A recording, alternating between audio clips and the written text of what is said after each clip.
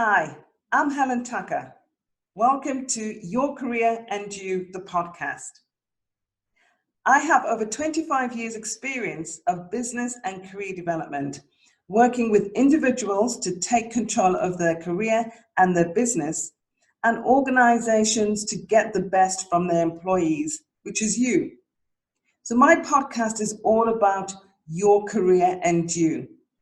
You will have an insight to all of the professionals, consultants, and experts who will share their top tips, advice on how you can take control of your business and your career. Also, I'll have guest speakers who will share their career and their business journey on how they have navigated their way around creating their own jobs and careers. To gain more information, subscribe to my channel and website at the end of my podcast. Hello. Hi, Shola. Welcome to Your Career and You, the podcast. I'm so pleased that you're able to join us. What I'm going to do is to find a little bit about what you do, what you're about, and then we have some questions. So just give us an overview of who you are and what you do. Okay, so I will say I am a HR person by day and a hair seller, maker, stylist by night. So obviously my first passion is wig making and selling wigs, doing hair, etc., which I've been doing for many, many years now. It's only recently where I've decided to actually launch as an official business. And then day by day, career-wise, I am a HR business partner. Oh, wow, that's brilliant. And I can see that gorgeous style that you have. Thank you. Did my baby hairs, you know. Excellent. So you're saying that you have your, obviously the wig business, and you're a HR as well. So in terms of this podcast, what we're talking about is your career and you. And nowadays, what they're talking about is not climbing that corporate ladder, but having a mosaic of careers. And you're a classic example of someone who has the skills. You've studied, you've made the connections in terms of HR, but you're also a freelancer, you're a consultant in terms of running your own business. Tell me how you decided to go down that path of becoming your own business owner. Okay, so I say I've always been fairly entrepreneurial from a young age. I say from about school and doing your typical selling drinks and sweets to literally everything and anything I was involved. And obviously as I got older, obviously became more serious. So I've always been interested in the beauty industry. So before hair selling, I was doing eyelashes and eyebrows. So I also had my own business doing that whilst I was back home in the UK. And then I'd say this year, obviously I took a break and I then came to Dubai. It was a brand new experience. So I just needed to focus on one thing at a time. I knew I was going to start up something, but I wasn't sure what. Wasn't sure whether or not it'd be the eyelashes again and eyebrows or where I'd go down the hair route. I'd say with me, I've been doing hair again for years. I would weave my cousins and my friends' hair and camera my nieces. And then I'd say this year, I kind of made the decision of, okay, I need a second income. So this was slightly before the pandemic happened. I said, okay, I'll do the hair business because I'm always changing my hair. I'm always doing hair, so I might as well make some money from it. And then, unfortunately, the pandemic happened. I was made redundant. And then I decided to take the hair business a lot more seriously. So just before then, I'd already started my website looking for a supplier. And then the redundancy happened. And I said, you know what, let me go full speed ahead and officially launch. Wow, that's amazing, because you've actually navigated your way around what is really trying times. The pandemic, you said you were made redundant. Thousands of people have lost their jobs, been made redundant, being sent home. But you've managed to actually accumulate all of those skills that you had when you were younger to now really sort of build and develop your hair business, which is fantastic. So one of the questions I wanted to ask you, Shola, is what's one thing you wish you had known when you began your career? I say one thing, sorry, my dog is just making an appearance. Sorry. One thing I wish I knew before sorry, repeat the question. What's one thing you wish you'd known before you began your career, or even starting your business? What's one thing that you wish you had known? That coronavirus was going to happen. I say that would be the most typical thing, but no, I say one thing I wish I knew, which I guess I did know, but at the same time I didn't take it as seriously, is be patient. One step at a time. Don't think you can do everything all at once. Don't think you can sell all your products all at once. It's all well and good having a catalogue of things that you can sell and that you can do. However, find one, stick to it, enjoy it, and make the most of it, and then gradually, step by step, introduce new things. I think trying to do everything at once is when things start to get confusing. Okay. Then you lose. Sometimes you can lose your eye and start focusing. I found myself focusing on way too many things, which meant things were getting jumbled. For example, I'd miss an order because I was then focusing on selling my products rather than selling the hair, etc. So I'd say, yeah, that's one thing I wish I knew, was just take a step back, one thing at a time, and patience. Okay, excellent. It's good advice and good tips. So what did you learn from it then? As in from the, maybe some of the mistakes, some of the failures you had. What have you learned? I say one thing I've learned as well is just be easy on yourself. You're not going to get it right first time. I think, again, I know a lot of people kind of, I wouldn't say suffer from this, but are maybe guilty of this, is thinking that you have to be right all the time and you're going to get it right. You're not going to. I'd say for me, I went through supplier after supplier, looking for new suppliers. I thought I found the perfect one, and then they ran out of lace, so I can no longer use that supplier. You're not going to get it right. There's going to be things that are beyond your control, but I think it's just staying positive and just continue to persevere. And yeah, you'll get there. You'll get there. It's not easy, but again, yeah. I love that. I love the way your positivity is really infectious, because during these times it's difficult, and it's difficult to stay motivated as well.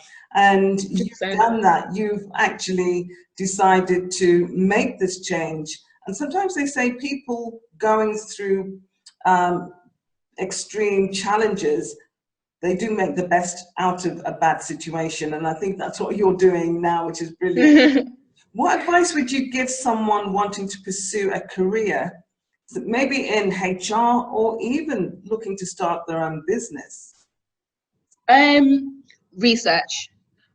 Research, whether it be a career in HR or a career starting your own business. I say for both, the information is out there. Don't be shy to speak to people. YouTube, Facebook, Instagram, there's so much free information out there that you can access, especially in this day and age where we live in a digital time. You can literally just type something in Google and it'll come up. You know, if you want to find a mentor for HR, just go on LinkedIn, type in HR business partner, HR managers, a list of people will come up, and 9 times out of 10, people will help you. Because I've had people do it to me when they message me and be like, oh, I'm looking to move to Dubai and for a HR role. Can you offer me some advice? What's the first step? What did you do? People are more than happy to. I know I'm more than happy to say. I know other people have been more than happy to say. Same thing with starting your own hair business. I joined so many Facebook groups where, again, free information. Girls from all over the world, whether it be Africa, America, the UK, just everywhere, China, Australia. There's people everywhere that were willing to offer free advice. Obviously, there are some people that charge, which is fine. At the end of the day, it's a business. But I understand if you're starting up brand new, not everyone has the finances to be able to pay for information. That's why I say just research, and again, be patient. You're not gonna get it in a day. It's not gonna happen. So I said that is probably my best advice, is literally knowledge is free, you just have to research and look for it. That's good. That's good advice because, again, as you said, there's a plethora of information out there. And Yeah. I think it's that collaboration as well. I was listening to a podcast earlier on, and one of the things that they were saying is nowadays it's not just about networking, it's about collaborating. And I'm glad that you mentioned, your background in HR and how you can help others, because it's building collaborations, is building a community, which is brilliant. And that leads me on to the next question is, what are the best resources that have helped you along your journey? In terms of for HR or hair? Both. I think you're. I'm trying to get the best of both worlds of wearing your HR hat and also being an entrepreneur. I'd say for HR, definitely networking. I'd say I learned that a lot in terms of moving to Dubai as well. It's not necessarily what you know, it's who you know. And when I got here, people used to say all the time, and I was like, yeah, I know, you say that back home as well. But no, it's completely different out here. It is who you know. Again, the new role that I managed to land after my redundancy, again, it's through someone I already knew. So again, network. And I don't just say this for the HR world. I say this for any career, whether it be HR, marketing, IT, anything. Network. The more people you know, the more opportunities. And it isn't necessarily that individual you know. They have, bear in mind that one person you know might have a brother or a sister, mom, dad, friends. That can pass on your information, for example. So I say for HR specifically, definitely networking as well. When you're in the HR field, luckily you know everyone, in a sense of when you're within a company, you know everyone within the company, if that makes sense. So let's say I work in a company and there's 50 employees within HR, you know all 50 of them, get to know them. You're in a perfect position to get to know people. So take advantage of that. I say that for HR. In terms of hair, repeat the question, sorry. Yeah, it's looking at the best resources that have helped you. The best resources. Yes. Yeah. So yeah, for HR, it was networking again. So I got to know people, managed to secure a new role, able to help people, and people able to help me. And then for hair, the best resources again, I found, which is kind of linked to networking, but I go back to research, and I go back to reach out to people online, whether it be through Facebook, Instagram, etc. So yeah, just again, I think that I say networking is probably the key word for me through this networking and research, because again, if I didn't log on to Facebook and join these groups, there's so much information I wouldn't know. The same thing through YouTube. If I didn't go on YouTube and look at other people who are marketing their business and what they did, looking at the suppliers they used and what questions they asked suppliers, for example, I wouldn't have the knowledge that I have now. So yeah. That's brilliant. And it's really exciting for you to share that with our listeners, because as the founder of Women Talk, we have a fantastic community of women who share their skills, who share insights, who actually have their own businesses, or maybe some of them are looking for work. So you just sharing your insight and what these women can do is fantastic, because it is all about collaboration and also looking at what groups there are out there. So that's fantastic. My last question to you is, what does taking control of your career mean to you? Okay. Taking control of my career. I think taking control of my career to me means doing what I want to do, when I want to do it. So, which is one of the reasons why I started Show Hair. Again, I love working in HR. I work for a great company. I've worked for great companies. However, you have an employer. There's always someone above you that's telling you what to do, where to go, how to do it. Again, redundancy, telling you, okay, your time here is finished. When you have your own career and your own business, there is no one that can tell you that. You decide what direction your business goes in. You decide if you want to take a break. For example, these 2 weeks, my our career's been very, very busy, so I decided to take a break. But then there's still things happening in the background, which means this weekend I can easily pick things up and start again. I can decide, you know what, I don't think this is a genuine person, I may not work with that person. Or I can say to myself, actually, I really like this person, I think I can offer them a lot, I feel like they can offer me a lot, let's collab. So that kind of thing. It's the ownership that made me want to take control of my career. And then again, you can take it as far as, or take it as far or not as far as that you decide to. So for example, I can take show hair and decide, you know what, I don't want to just be in Dubai, I now want to branch out to Africa and look at the African market. I can now look at the UK market, for example, whereas when you're actually employed, you're in that one place, if that makes sense. For example, I'm now based in Abu Dhabi, so that is where I am. I can't now branch out elsewhere and take the company because it's not my company. Yeah, exactly. And you have that autonomy. And I love when Yes. you can work with who you want, when you want as well. So you have a lot of control over your career, which is brilliant. My last final question. Could you give to someone who is just maybe starting out in a new career or changing their career, or who's being made redundant? What sort of maybe 3 top tips that you would share? Okay, so I will kind of go back to what I said through our discussions. I'll say the number one thing I would say is research. And the reason why I put that before networking is because when you speak to people, you want them to know that you're serious. So you want to already have some knowledge. So yeah, research first. Find out what exactly it is you want to do. Find out what exactly it is you want to do, whether it be building your own business or looking for a career elsewhere. Find out.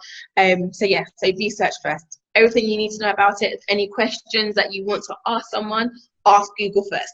I remember before we used to have Ask Jeeves, but now I'm saying ask Google. Google will give you the answers. Second to that, I would say network. Again, once you know your information, find key people who are really big in the industry that you want to be in. So whether that be on Instagram, whether that be on YouTube, whether it be on LinkedIn, whether again just be on Google and you're just looking at pictures on Wikipedia and reading through their profiles. Network, reach out to them, don't be shy. Again, there may be some people that don't respond, but there are a lot of people that will. Okay, so just build up your confidence to reach out. And I say the third thing, patience. Be patient with yourself. Rome wasn't built in a day. Okay, so take one step at a time, do one thing at a time. If things don't go right the first time, do it again, try it again, find a new route. Ask someone that you've networked with that has done it. Say to them, hey, just pop up, send them a DM. Say, hey, I did it this time, it didn't work. What did you do? You know, that kind of thing. I do the same thing when I'm dyeing hair. There's been times I've dyed hair and I've researched it and I was like, okay, I need to apply this color, bleach it, etc., etc. And it's gone completely wrong. And I'm like, that's not how it looks on YouTube. Why is it looking like this? So I've just reached out to someone in one of the Facebook groups and just said, hey girl, I know you've achieved this color before. What did you do? And they said, oh, you need to do this, you need to do that. Don't use 40% developer, use 20%, etc. Be patient with yourself. Network, research, all 3 work together. So those are my top. That is excellent. Oh, I've really enjoyed your enthusiasm. I can see that you're passionate about your business and your career as well. So thank you so much for sharing your insights. No, thank you for having me. You're welcome. Thank you, Shola. Thank you. Take care.